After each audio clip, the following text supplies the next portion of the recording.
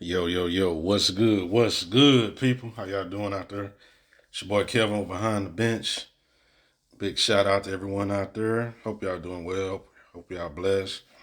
Shout out to the new subscribers that came through and showed us love. Salute to y'all.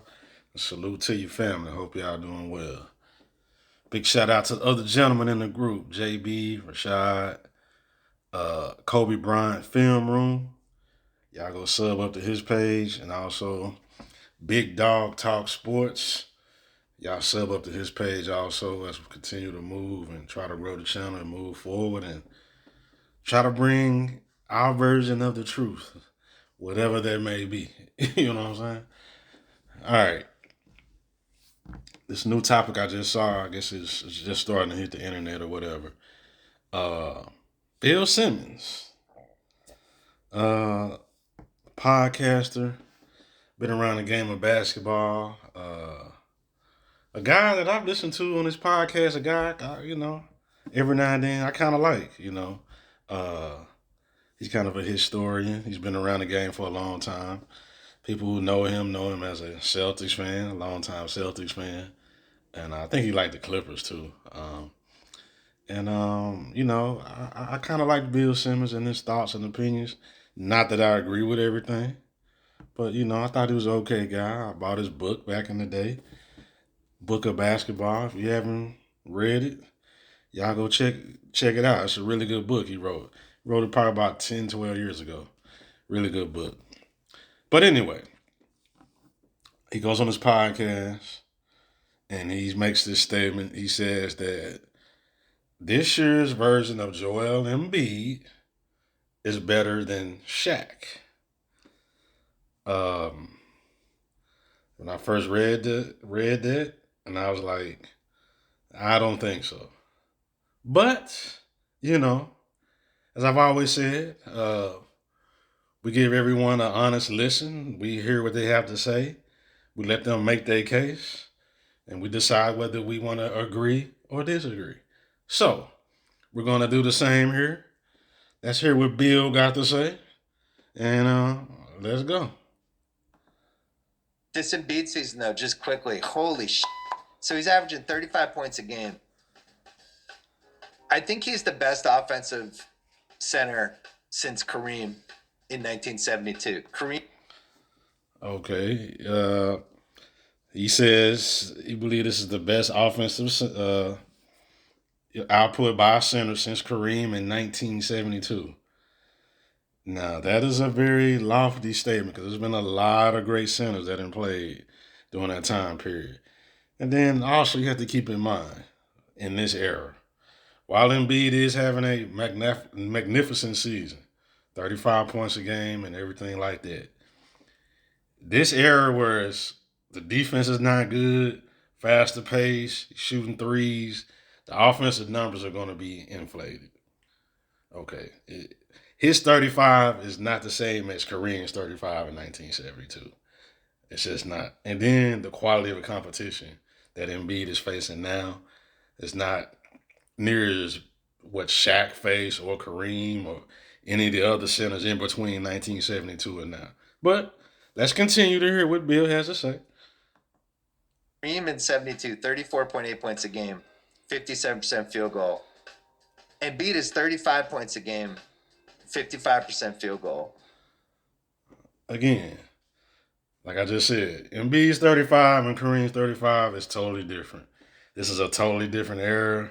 I don't care nothing about the field goal percentage. That's whatever, 57, 55, whatever. But the 35 point, let me stress that. The 35 and 72 and the 35 now is not the same. If Embiid played back then or even in the 80s or 90s or the early 2000s with Shaq, Embiid probably would be averaging about 27, 28 points. Okay? Let's just keep it a buck. But let's continue. Here's the thing. Termini mentioned this last week on the podcast, and this is the most important Embiid point, and this is why he has a case for being the best offensive scoring center that we've seen since Will Chamberlain. He makes his free throws. He's at 80.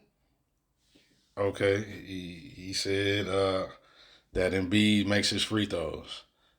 Let's continue. 9.3% for his free throws this year. He's making. Okay, he said Joel Embiid is making 89% of his free throws, which I might add that is very impressive. That is for a big man to shoot almost 90%. That is very impressive. I cannot front on that. Shaq can't hold a candle to that. That is much better than Shaq. Or I think that's much better than Kareem. Now that free throw percentage might be the highest of a center of all time.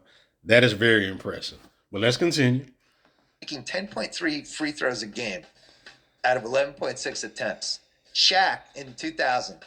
Shaq averaged 29.7 points a game in his MVP season in 2000. Embiid was 35 points a game. Shaq was 57% from field goals. Embiid's 55. What's the difference? Shaq made 5.5 out of 10.4 free throws a game. Okay, again, he's breaking down the free throw percentage. Shaq, his free throw percentage was in the 50s. Embiid is 89%, almost 90%. That there is no debate. That's no argument. Embiid is a much, much better. That we can't dispute that. We can't talk about pace and everything like that. Free throw percentage is free throw percentage. 50-some% for Shaq, 89 for Embiid. Embiid got that. Let's hear what else he got to say. Embiid makes almost 5 more free throws a game, which is exactly the difference in their points per game. And on top of it, you can't foul him at the end of games. So I have Shaq, I don't know, he's like 12th or 13th in my pantheon. At least this version of Embiid right now is just a better player than Shaq. Okay, so he says that on his ranking, which is his opinion, he has Shaq ranked 12, 13 all time. And he's saying that Embiid right now is playing on that level. Now that I cannot agree with. Okay.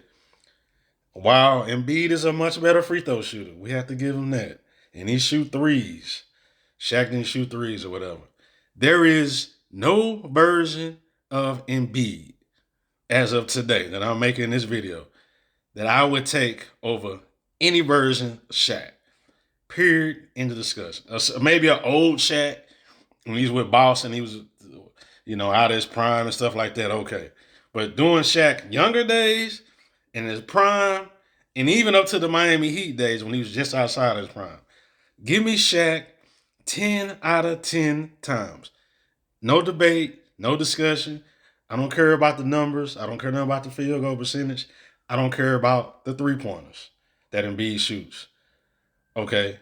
Embiid, until he has some playoff success and start winning championships, I don't even want to hear him in the same breath as Shaq.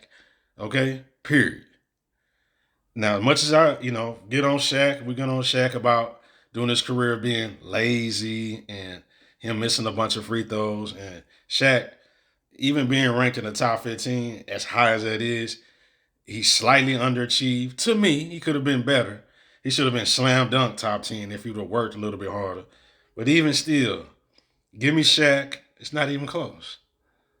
And one underrated thing about Shaq, here and there in them big games and the late games, Shaq would make his free throws. I've seen games, even going back watch games where Shaq made free throws late in games. But Shaq was too good, too dominant. He would foul out your whole front court. It wasn't nothing you can do with him. Embiid, we've known him at times to flame out in playoff games. What did he have in Game 7 last year against the Celtics? 15 points or something like that? He hasn't got past the second round yet. And I was looking at his numbers. His playoff numbers actually dipped compared to his regular season numbers. Let's hear what else Bill Simmons got to say. 1 second. He is. Because Shaq was a 44-minute overpowering guy, and in the playoffs against the wrong team, whatever. But those last 4 minutes, that's when Kobe was so important. And Okay, so now you want to give some credit to Kobe? Y'all been shitting on Kobe all the time. You know what I'm saying? Fair point. Shaq, late in games, while sometimes he did make his free throws, most of the time, I would say 90% of the time, if it was close, the ball had to go to Kobe. Kobe would make the big shot. Kobe would make the free throws. True. Very true. But even then, man, please, there is no version, none. Shaq in his young days with Orlando, with the Lakers, and even with the Miami Heat when he started to climb. People forget that first year with Miami, he was runner up in MVP. Y'all get so caught up in the 2006 finals where Dwayne Wade won finals MVP. Even if you go back and look at that series in '06, a lot of times when they was running the offense, it was still going through Shaq. I just rewatched that finals probably about 2 or 3 months ago. So Shaq was still drawing a lot of attention and a lot of double teams, making players around him better, even in 2006. So, man, please, I don't care what the numbers. Other than the free throw shooting, that Embiid is far and way better than Shaq, and most centers are better than Shaq at free throw shooting. Anything else, man, give me Shaq. It's not even close, man. Embiid has to start winning. And we know Embiid as a regular season front runner. All he does is gun for MVPs and regular season award. A few years ago, he was crying about not winning it. That one year, I think it was 2 years ago when Jokic won the MVP. He was crying, man, I should have won and all that. And, last year he was gunning for the MVP. He won it. He got the sympathy vote. And then when the shit hit the fan against the Celtics, he didn't do nothing. And at the end, Jokic won the championship.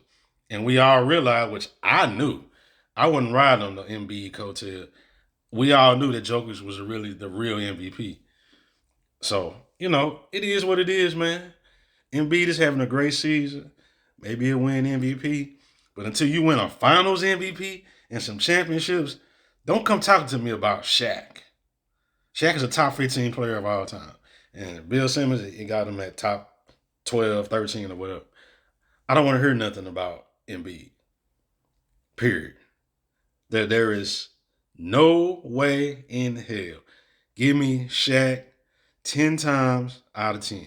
Stop the disrespect. Stop getting caught up in the moment with these inflated ass numbers and this high pace era. Even as a big man, him jacking threes, 3 or 4 threes a game and shit like that. Stop. Go win some titles and then come back to me and talk about Shaq. Okay? All right. That's it for this episode, man. I'm out. My name's Kelvin. Catch y'all in the next one.